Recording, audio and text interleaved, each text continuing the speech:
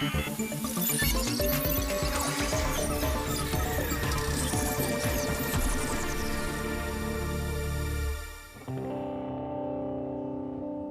2016, the Indian gaming scene in general was still on the up and up. Back then, esports essentially meant going to your local gaming cafe, winning 2,000 rupees, and that's your weekend done. Historically, Indian teams have never done well in international tournaments. Most of them lost with embarrassing scorelines. One of the reasons that the Indian scene has always been sort of self-contained, and then you couple that with purchasing power in a country like India, not having access to performance machines. We really had to import expertise. OpTic Gaming was essentially the embodiment of every bedroom gamer's dream. It was very important to me to make sure that India was a focal point. I thought there was a huge potential there.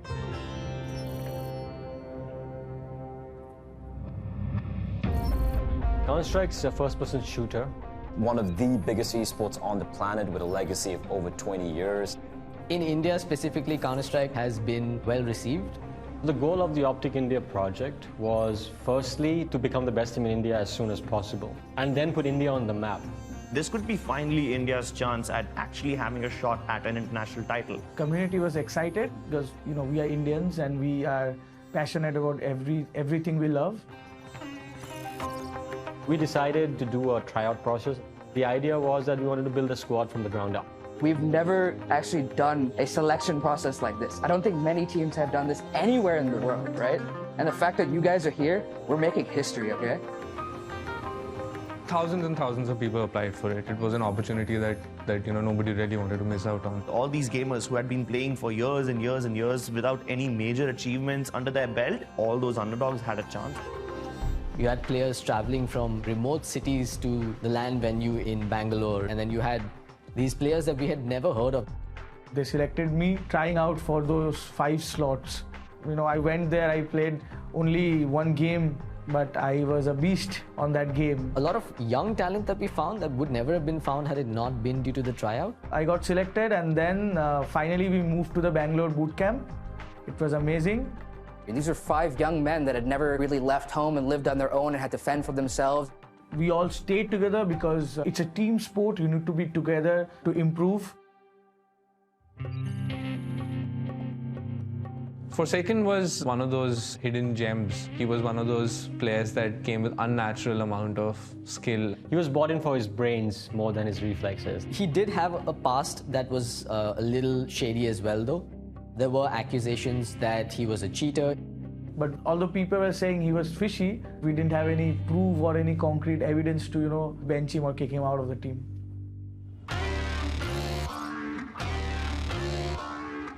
One of our biggest events coming up was one tournament in Shanghai. We had to qualify in India first.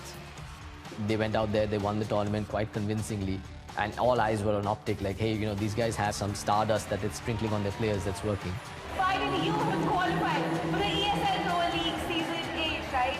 And then we got the flight to Shanghai.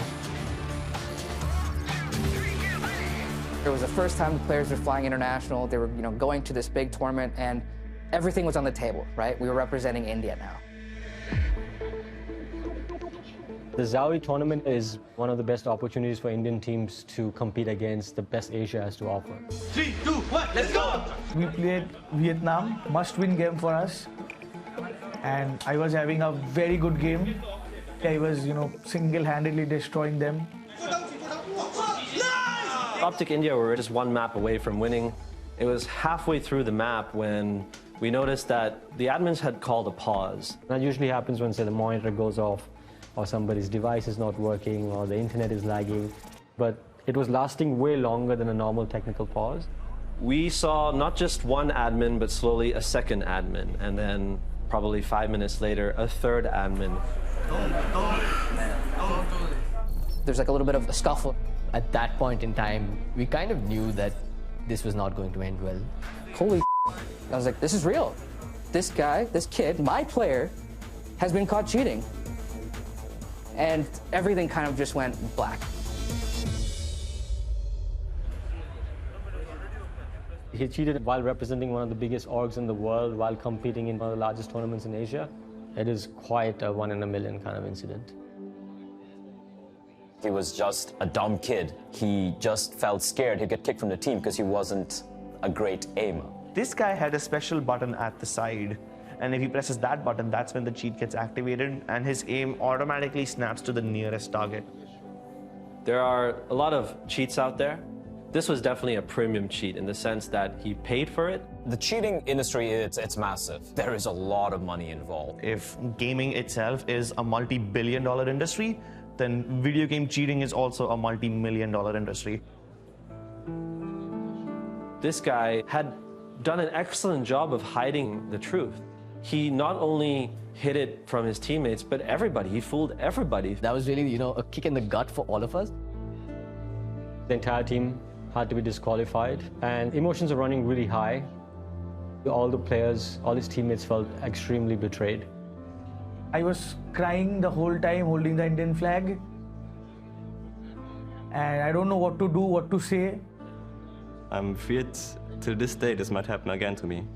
Even today in the tournaments and the tactical timeouts, I feel a shot shock.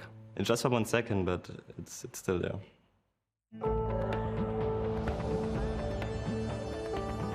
It was like the perfect storm. Back at home, everyone was furious. Indian audience is one that loves passionately and hates passionately. There were conversations of beating him up at the airport. There were conversations of how he had disappointed the nation. There was also a lot of racism and hate thrown towards the Indian players. Him and his team were disbanded. We were so close to greatness, and it all just came crashing down.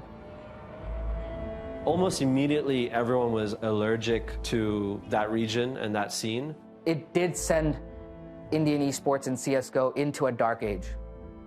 We clearly realized that we don't have enough checks and balances in place. But then you had tournament organizers using this as a wake-up call to say that, we cannot let another Forsaken incident happen ever again. Without integrity of the game, we don't have a sport. Everything falls apart. Today, the Indian gaming scene is thriving. We are the first generation experiencing esports as a career in India. If I were to look back 10 years, we would be extremely happy back then if someone paid for us to take a 24-hour train from Mumbai to Bangalore. Today, nothing short of $100,000 is incentive to compete in a tournament.